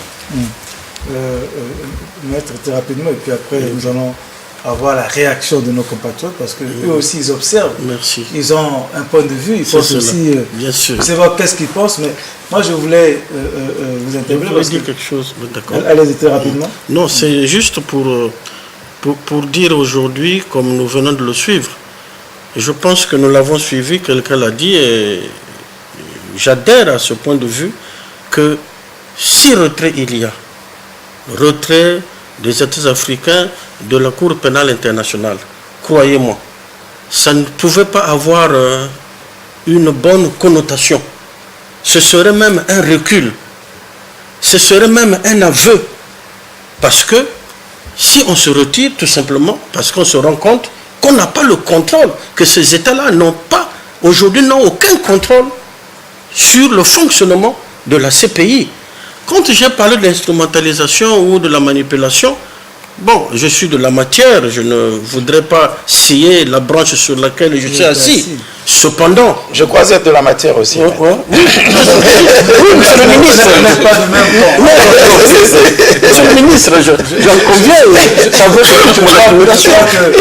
Cependant, c'est nous qui rendons la justice. C'est nous qui rendons. Donc, non, on ne peut pas être instrumentalisé. Donc, ceux qui défendent les savants, non? Oui, on a déjà eu des occasions ensemble, que cela nous tienne. Donc, je disais, donc, en ce moment-là, lorsque vous repartez aux dispositions de l'article que vous venez de lire, l'article 5 par exemple, en dehors de la définition des différents crimes qui sont prévus pour la compétence, qui définissent la compétence de la Cour pénale internationale, les crimes de guerre, les crimes, comme nous venons de les citer, crimes contre l'humanité et autres. Mais on vous dit que la Cour déclare les procédures recevables lorsqu'elle estime que l'État dans lequel les actes, non seulement n'ont pas procédé aux enquêtes, ils n'ont pas cette volonté, mais on ajoute, le législateur à ce niveau-là ajoute, lorsqu'ils en sont incapables. Mais quelles sont les raisons de cette incapacité? Quelles sont les différentes ramifications, les différentes implications de cette incapacité? Mais c'est une notion qu'on peut exploiter. Mais le législateur est encore plus explicite. Et ceci, c'est dans les commentaires de ces articles. Parce que cela a fait l'objet également des commentaires. C'est un traité où il y a des dispositions légales. Donc, sujet à la jurisprudence, sujet à la doctrine, et pour tirer au clair l'esprit de ce texte, il est dit que la Cour pénale internationale se dit également compétente lorsqu'elle constate que la juridiction nationale n'offre pas de garanties suffisantes d'un procès équitable. Mais qu'est-ce qui peut fausser l'équité d'un procès? Ce n'est pas l'incompétence du juge. C'est que quelque part, il y a un manque d'indépendance. Mais si le juge n'est pas indépendant, d'où vient ce manque d'indépendance? Je veux dire, le débat est... En Libye, Vos sont pesants d'or. Maître, en Libye, pour vous étayer, le fils Kadhafi, il y a une bataille entre la CPI et les autorités libyennes pour voir si on doit le juger, on va le transférer à la CPI ou bien le juger sur place. Les arguments divergent, monsieur le ministre. Non, merci. Mais on ne va pas faire un débat. Non, il faut jamais dans l'intérêt de nos compatriotes, si vous voulez qu'on fasse un débat sur la justice congolaise, je suis prêt pour essayer de voir un jour. J'insiste, lorsqu'il est dit, je crois que c'est l'article 13, lorsqu'il est dit que la Cour pénale internationale ne peut être saisie d'une affaire que si l'État parti n'a pas la volonté ou la capacité. Voilà, je crois que c'est en ces termes que les choses se disent, n'a ni la volonté ni la capacité. Capacité ici ne s'inscrit pas dans le cadre d'une certaine dépendance ou subordination du pouvoir judiciaire. Capacité s'inscrit dans le cadre d'un collapsus étatique, par exemple, dans une situation où l'État est dans une position d'effondrement total. C'est le cas de la Libye. Après ce qu'a connu la Libye, la Cour pénale internationale la Libye n'offre pas de garantie de ce que le pouvoir judiciaire, à une période comme celle-ci, soit encore capable d'engager une procédure, de disposer des ressources nécessaires pour garantir un procès équitable. Voilà. Et donc, ou encore, est-ce qu'on ne va pas assister à une histoire, à une sorte de va-et-victis, une justice, comme vous l'avez dit, du vainqueur sur le vaincu. Donc, c'est ça ce manque de capacité. Et le manque de volonté, est-ce que on ne va pas chercher à soustraire un certain nombre de personnes? On prend un cas, quelqu'un l'a dit tout à l'heure, nous sommes en Côte d'Ivoire. Lorsqu'il va s'agir de juger des personnes, par exemple, qui sont dans un camp opposé à celui de Gbagbo, a-t-on la garantie que la Côte d'Ivoire pourra livrer ces personnes? Donc, on part de certaines présomptions. On essaie d'imaginer ce que c'est, et on avait pris cette disposition. Mais la juriste, vous avez des mots, présomption. Voilà. Mais la réalité sur le terrain, si vous prenez le cas de la Côte d'Ivoire, est-ce que vous pensez que ceux qui ont les partisans de Alassane Dramane Ouattara pourront être poursuivis et jugés sur place, alors que ceux des partisans de Gbagbo sont encore que là, s'il vous plaît, l'intervention du juge pénal international vient a posteriori. Ce qu'on recherche d'abord, le juge pénal international vous donne déjà la possibilité d'engager vos procédures. Ce n'est que lorsque les procédures sont épuisées ou sont en cours qu'elle peut constater qu'il y a mauvaise foi ou il y a incapacité. Mais si vous ne les avez pas encore engagés et que la Cour pénale internationale intervienne, comment peut-on dire que c'est fait parce qu'on veut contourner l'instrumentalisation du juge local? Non. Je reviens encore. Sur la Côte d'Ivoire, je crois qu'on a vu comment les choses sont faites très très rapidement pour Laurent Gbagbo et puis comment ça traîne pour ceux dont on peut penser être les partisans de Alassane Ouattara. Hein? Bon, enfin, j'ai lu votre ouvrage à l'époque où il y avait la crise ivoirienne. Je connais à peu près la position, mais on peut quand même se poser la question. Moi, ce que je voulais savoir, est-ce que, justement, le fait qu'on ait mis une dame d'origine africaine, Fatou Bensouda, est-ce que ce n'est pas aussi une façon d'atténuer nos critiques à l'endroit, non pas seulement de monsieur, de procureur Ocampo sortant, mais à l'endroit de cette instance qui avait des velléités, entre guillemets, colonialistes, comme l'ont dit certains. Vous savez, je n'aime pas des débats ethniques. Je n'aime pas des débats ethniques. Voilà. Ces préjugés-là, non. C'est pas parce qu'elle serait gambienne, elle serait africaine. C'est pas une question, comme on l'appelle vulgairement, de géopolitique. Est-ce que c'est pas la Libye Non. C'est une dame qui a des compétences. Voilà, Madame Bensouda, c'est une dame qui a des compétences, qui a postulé. La justice de la Gambie, on connaît, mais est-ce que... Et c'est à ce titre, c'est sur la base de ses compétences, pas des combinaisons, c'est sur la base de ses compétences qu'elle a été choisie pour être procureur de la République, et procureur de la Cour pénale internationale. Voilà. Voilà. Une petite erreur, quand je vous parlais de l'article 124, c'est plutôt l'article 27 sur le statut officiel des chefs d'État. Très bien, merci. On fait un tour à la régie et puis après on va revenir pour écouter ce que pensent nos compatriotes. Et vous verrez que ils suivent l'actualité. Et certainement, si on leur demande de se retirer de la CPI, enfin, qu'est-ce qu'ils vont dire? À la régie, si vous êtes là... CPI, Cour pénale internationale? Pas du tout, je ne connais pas les lieux. J'entends parler, mais je ne connais pas la direction. Vous ne connaissez pas la CPI? Non, je ne connais pas. Pensez-vous que la CPI aide à protéger les populations africaines contre les violences de leurs dirigeants? C'est un débat qui s'ouvre actuellement. C'est aussi la responsabilité de nos chefs d'État. En validant la Cour pénale internationale dans nos pays, ils devaient voir tous ces aspects en amont, au lieu de faire ça dans la précipitation. Donc maintenant qu'ils se sont rendus compte que ça ne concerne plus que les chefs d'État africains, ils veulent cette fois-ci changer pour dire, par exemple, les chefs d'État qui sont en exercice ne doivent pas être interpellés. Mais qu'adviendra-t-il quand ces chefs d'État ne seront plus là? Il y a problème. Et quand ils vont décider, ils ne consultent pas les parlements, qui hier avaient voté et validé par les chefs d'État.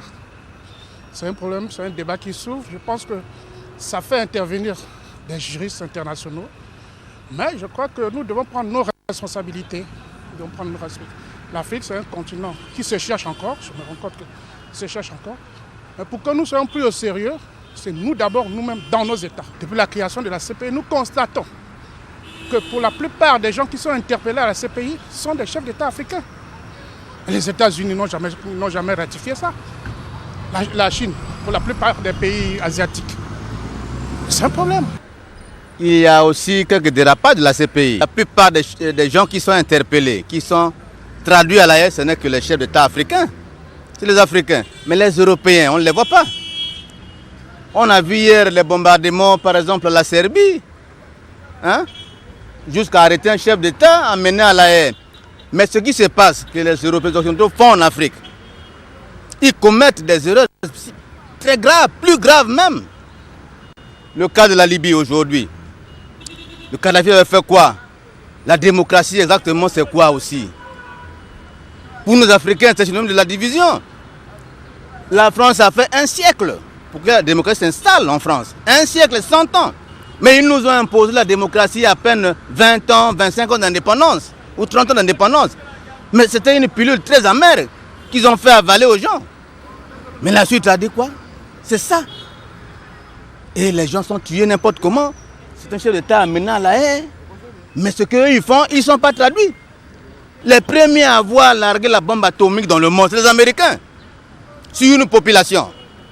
On a fait quoi aux Américains? Ils ont été traduits à la haie? Non. Nous sommes un continent africain, nous sommes indépendants, nous sommes libres. Si on trouve que ce que les Occidentaux font ne cadre pas avec nos réalités, on se retire. Pourquoi? Ce n'est que nous qui devons être traduits là-bas à la haie. Si on trouve que c'est un chef d'État africain, en majorité qui sont traduits à la haie, on ne peut pas créer notre tribunal en Afrique qui peut régler nos problèmes. Pourquoi nous avons l'Union africaine? Pas pour régler nos problèmes. Moi je pense que ce n'est pas seulement pour les Africains. Quand on parle de l'international, ce n'est pas seulement les Africains, c'est au niveau international. Mais vu sur le terrain, ce qui se passe, ça ne ressemble pas à ce que nous donne comme la définition de la CPI. Parce qu'au fait, si ce n'est que les présidents africains et leurs dirigeants sont tractés, Et les Européens ne sont pas attaqués. Enfin, à ce moment-là, je dis que ce n'est pas vraiment une cour pénale internationale. Et ils avaient signé ça au début, peut-être qu'ils ne connaissaient pas pourquoi ils avaient accepté de signer. Et aujourd'hui, peut-être s'il veut se retirer, il sait pourquoi il se retire. Mais avant, quand ils avaient signé, est-ce qu'ils ne connaissaient pas les conséquences? Ils ne connaissaient pas qu'est-ce qui pouvait arriver. Est-ce qu'on ne les avait pas dit, la CPI, quel est le rôle de la CPI? Qu'est-ce qu'ils devaient faire? Pour moi, la CPI, c'est une organisation que les Occidentaux ont placée pour bien nous manipuler. Je demanderai aux dirigeants de nous retirer de la CPI. Je ne crois pas en ça. C'est quelque chose... c'est une colonisation nouvelle. Les Occidentaux sont méchants. Les dirigeants africains travaillent dans des conjonctures difficiles. Ils ont des aspects sécuritaires, ils ont la bonne gouvernance qui n'est pas tout à fait établie. Et pour sécuriser leur pouvoir, assez souvent, ils sont arrivés au débordement, mais qui aujourd'hui se révèlent au grand jour, qui deviennent des condamnations. Et je pense qu'il faut commencer par créer d'abord des conditions pour permettre aux dirigeants africains, aux chefs d'État africains de travailler dans des conditions optimales, de sécurité d'abord. Et puis, bon, nos oppositions doivent jouer les rôles requis pour que les débordements soient évités au maximum. La CPI, pour moi, ne protège pas les pays africains. La CPI, pour moi, protège plus, je peux prendre un exemple, plus les pays occidentaux. Le président Bush, avec tout ce qu'il a fait, du tort qu'il a causé en Irak, un peu partout, il n'est pas poursuivi. Pourquoi seulement les présidents africains qu'il faut poursuivre? Pourquoi les Européens ne veulent seulement se pencher quand il s'agit des problèmes africains? Si c'est une cour pénale internationale, elle doit avoir un regard sur tout le monde. De toute façon, quoi qu'il en soit, ce sont nos États qui ont signé, qui ont ratifié ces contrats-là. Ce n'était pas obligatoire. Tout le monde aujourd'hui n'est pas membre de la CPI. La PCI, comme le dit, comme le dénonce la structure, c'est la Cour pénale internationale. Donc ça part d'une pénalité. Si la pénalité est là et qu'on juge, c'est normal, bon, la justice fait son affaire. Pourquoi faut-il juger ce président? Qu'est-ce qu'il a fait? Qu'est-ce qu'il n'a pas fait? C'est un point de vue. Il faut voir un peu la marche de l'histoire. Comment est menée, comment la population vit. Comment sont gérées les ressources. Qu'est-ce qui est avantageux? Qu'est-ce qui n'est pas avantageux? Tout ça, c'est un point de vue général. C'est un point de vue sélectif, c'est un point de vue de manière générale. Donc on ne peut pas dire que la CPI est un instrument, par exemple, qui juge les innocents, ou qui ne juge pas les innocents. Donc la CPI fait son travail correctement. Si le président qui est là, bon, par rapport aux ressources, par rapport aux revenus, par rapport à la justice de son pays, le travail n'est pas bien fait. Mais la CPI fait son affaire. La CPI ne s'attaque pas aux populations africaines. La CPI s'attaque aux dirigeants qui font mal. Nos États sont riches et les populations sont pauvres. Ça veut dire quoi? Ça veut dire que nos dirigeants ne s'occupent pas bien de leur population. Ils doivent rester à la CPI. Parce qu'ils font tout du tort aux citoyens. Ce sont des bandits. Moi, je pense que la CPI a un certain nombre de missions dévolues. Il faut bien que ce soit dans le sens, bien évidemment, de protéger les populations comme il le stipule. Voilà, on revient sur ce plateau. Vous avez suivi. Ça prête parfois à sourire, mais c'est ce que pensent nos compatriotes. Allô? Oui, bonsoir. Oui, bonsoir, on vous écoute, vous êtes à l'antenne. Oui, bonsoir. On vous écoute. Oui, par rapport juste au reportage que je viens de suivre à la télévision, je voulais participer directement à l'émission. Justement, pour juste... Alors, le temps qui revienne, votre réaction par rapport à ce que vous venez de suivre, il s'est dit beaucoup de choses. Peut-être qu'il y a certaines choses que nos compatriotes ne connaissent pas, qu'il vaut mieux que vous puissiez éclairer lorsqu'on dit qu'on poursuit les chefs d'État Je crois que Thomas Lubanga n'est pas un chef d'État, il est un chef de guerre. Bemba, on peut en citer d'autres, etc. Donc, peut-être éclairer, maître. Non, éclairer, c'est peut-être en deux mots. Disons que sur ce point, invariablement et de façon tout à fait indifférente au statut des auteurs des crimes prévus à l'article 5 du traité de Rome, qui peuvent être traduits devant la Cour pénale internationale. Il n'est pas dit forcément que vous soyez en charge d'une mission publique en qualité de chef d'État, de ministre et autres. C'est toute personne ou groupe de personnes directement ou par ses fonctions en tant que chef, par exemple un chef militaire ou un chef rebelle, bref, toute personne qui se rendrait coupable des infractions, des crimes prévus à l'article 5 est passible de la procédure ou passible des peines prévues par la loi, conformément à la procédure instituée devant la Cour pénale internationale. Donc, ce n'est pas une exclusivité réservée au chef d'État. Et ça n'a pas de rapport avec la mégestion de nos gouvernements, tel qu'on a entendu ici. Alors, ce que je voulais savoir, est-ce que la CPI aussi ne peut pas être utilisée, j'ai prononcé un mot, une arme de destruction massive lorsqu'on veut atteindre son concurrent ou si on veut éliminer ses opposants et que ce soit les États qui les poursuivent. Votre réaction, nous venons de suivre, je crois il y a moins de 2 semaines, des avocats qui défendent un prévenu, des députés qui sont mis par immunité diplomatique, qui ont été déférés à la CPI. Alors, comment réagissez à cela, monsieur le ministre? Non, je crois que nous avons comme homme d'État déjà abordé cette question. Mais bon, je suis désolé. Mais... Non, pas du tout. C'est même pas une question de réserve. Les choses sont claires. Je l'ai dit tout à l'heure. Je dis, c'est en tenant compte d'un certain nombre de précédents qu'on est arrivé à faire passer l'article 27 sans trop de débat pour garantir l'égalité des citoyens devant la loi, l'égalité des citoyens devant la justice. Et on a fait en sorte que les statuts officiels, les protections d'immunité, de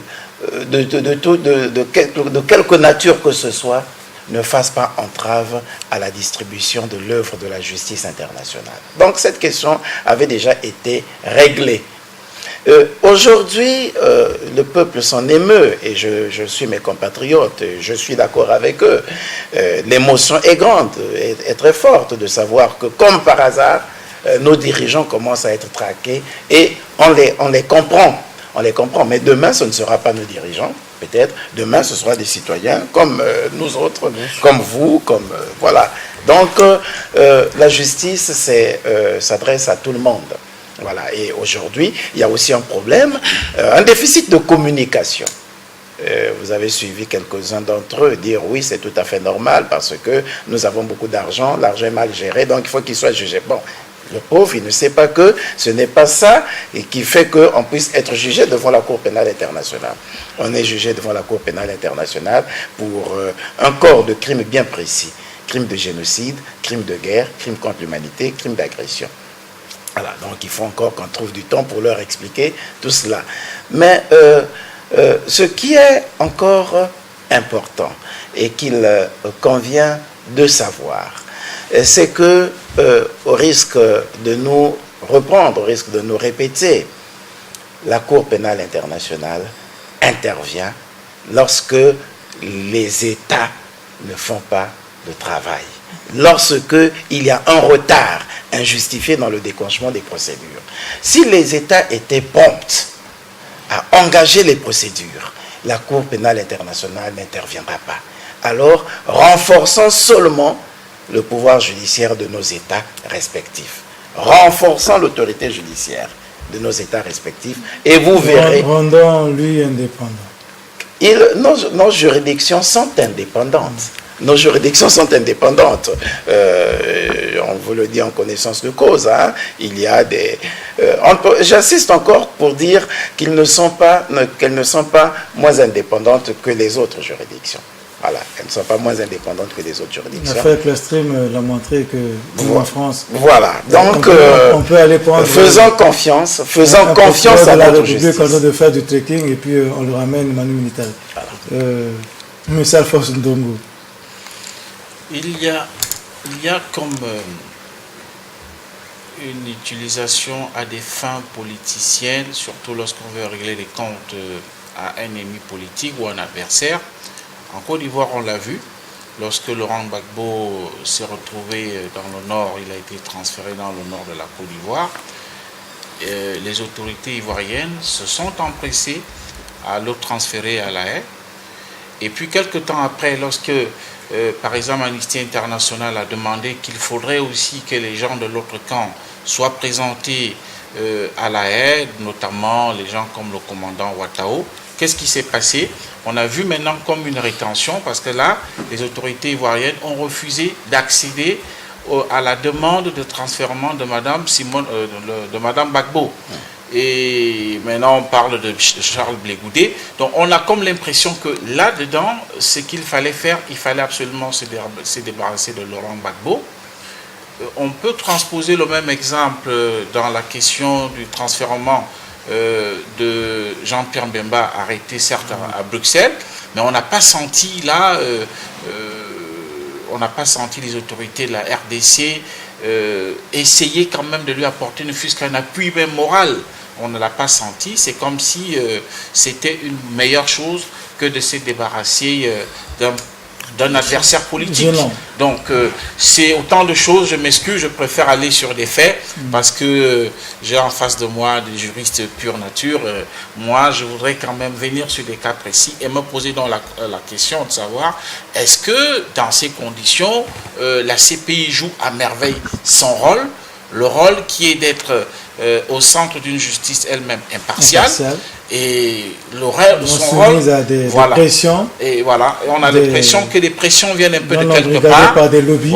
Voilà, il y a des lobbies qui doivent jouer un rôle en sous-main et puis voilà, on met la main sur ceux qui sont considérés comme les ennemis de la République ou qui font obstacle, n'est-ce pas, à certaines puissances. Les ambitions et donc, de certaines puissances. Maître, quand vous regardez que vous écoutez nos compatriotes, il y a quand même une grande majorité, au-delà du fait que certains ne comprennent pas très bien la CPI, mais ils sont un peu choqués de voir que ce soit que les Africains qui séjournent dans les prisons de La Haye et que par conséquent, il vaut mieux l'humiliation, mais tant qu'à faire, il vaut mieux se retirer. Vous savez, c'est comme lorsque, à l'époque, il y avait cette sorte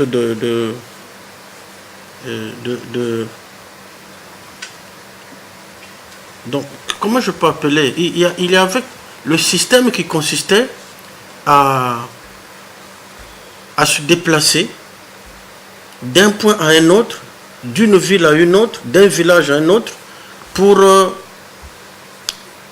porter des soins par une sorte de proximité à certains habitants du territoire, que ce soit congolais ou autre. On peut se demander pourquoi, parce que la même question, pourquoi seulement les chefs d'État africains? Parce qu'ils parlent beaucoup plus des chefs d'État. Mais il faut se demander pourquoi le médecin ne peut s'intéresser qu'à telle personne et non à telle autre. Mais tout simplement parce que, de par son expérience, de par ses connaissances, le médecin sait que telle personne paraît plus malade que telle autre personne. Les chefs d'État du reste du monde, je pense aux chefs d'État occidentaux, sans distinction, mais ils commettent également des exactions. Mais pour des États qui n'ont pas ratifié le traité de Rome, nous ne pouvons pas nous en plaindre. Nous l'avons fait. On peut dire oui, parce qu'il y avait la pression des ONG, c'est vrai. Mais pourquoi il n'y avait pas de pression? Voilà. Pour qu'on s'engage, on a l'impression que c'était comme une sorte d'effet de mode. On savait à quoi s'engager, mais on ne mesurait pas l'ampleur des conséquences qui allaient à venir. En ce moment-là, aujourd'hui, quand on dit pourquoi seulement... Mais comme je l'ai dit au début, mais c'est parce que ces autorités-là créent les conditions qui entraînent les actes, qui entrent dans les prévisions du traité de Rome, portant institution de la Cour pénale internationale. Les autres également le font. Pour ce qui est des États-Unis, ils n'ont pas ratifié. On ne peut pas les en vouloir. Malheureusement, c'est toujours eux également qui exercent parfois certaines pressions pour pousser ceux dont ils veulent se débarrasser. Bref, nous avons compris que la Cour pénale internationale n'est pas à l'abri. La Cour pénale internationale, il faut le reconnaître, n'est pas à l'abri des enjeux politiques. Mais cela n'exclut pas le fait que certains chefs d'État qui se retrouvent devant la Cour pénale internationale le méritent en vertu ou en fonction des actes qu'ils posent au détriment de leur population. Vous savez? Très bien. Alors, monsieur le ministre, on va conclure parce que là, on me fait signe, on a quasiment dépassé. D'accord. Ça sera le mot de la fin pour conclure. Juste une question. Alors, doit-on quitter ou doit-on rester?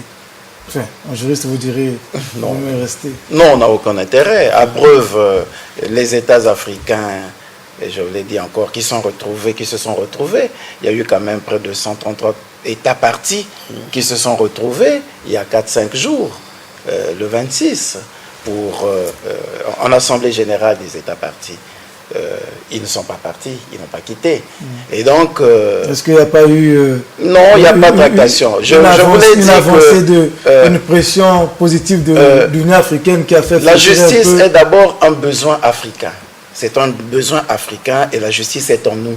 Quelqu'un l'a dit, on n'est pas comme les autres qui peuvent se servir de la bombe atomique, qui peuvent se servir du nucléaire, qui ne voient le diable que chez les autres, qui peuvent se livrer à des actes de corruption, qui peuvent piller nos richesses, mais qui ne sont pas inquiétés par la justice. Nous, on a peur de la justice. On pratique la justice au niveau de l'Afrique.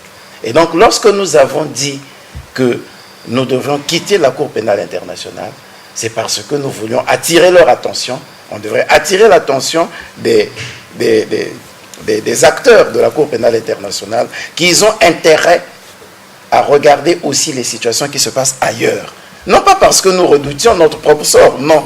C'est simplement un message qu'on envoyait, qu'il faut que cette justice soit une justice indépendante, qu'elle soit générale, qu'elle soit impersonnelle et qu'elle s'arrange à faire en sorte que toutes les autres situations aussi soient passibles de poursuite.